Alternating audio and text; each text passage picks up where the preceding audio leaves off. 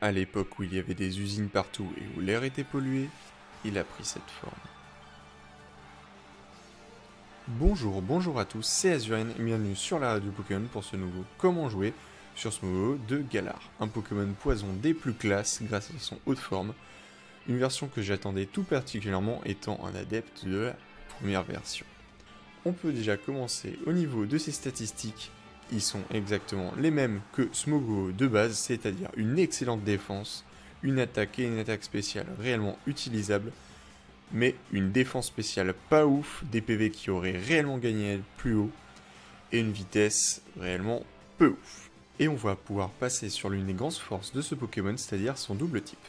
Un double type qui va avoir uniquement que deux faiblesses si on lui donne la capacité lévitation, la faiblesse acier, la faiblesse psy, pour de nombreuses résistances utiles, notamment ténèbres et combat, ainsi qu'insectes pour le physique.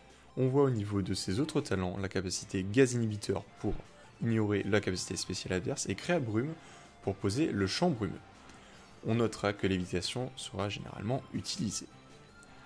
Au niveau de ses attaques, il y a réellement beaucoup de choses, beaucoup d'attaques de soutien comme toxique, feu follet, pic toxique et également anti-brume. Et on va pouvoir passer directement au set avec le premier d'entre eux, le set éponge physique, donc un maximum de V en PV et en défense pour réellement qu'il puisse tanker toute la terre, la nature assurée pour encore une fois augmenter sa défense, la capacité lévitation, comme on l'a dit, pour ne pas prendre les attaques sol.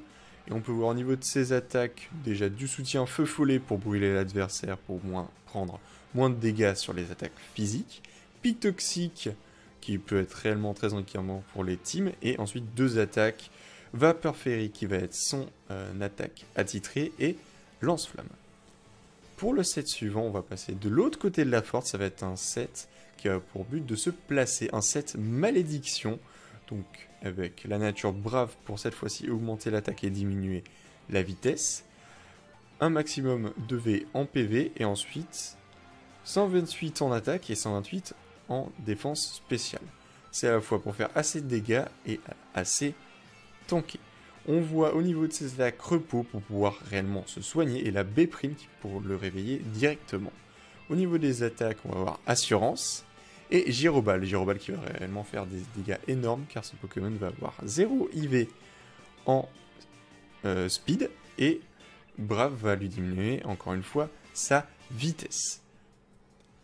On va ensuite pouvoir passer au dernier set, le set le plus rigolo, le set Ceinture Force, le set Suicide Beat.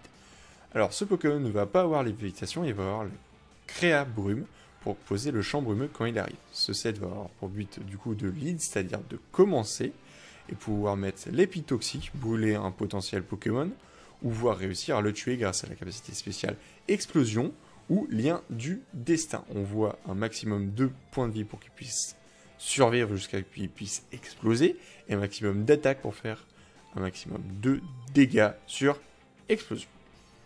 Et voilà, la vidéo est déjà terminée, merci de l'avoir regardée, je vous invite à liker et à regarder les autres vidéos de la radio Pokémon.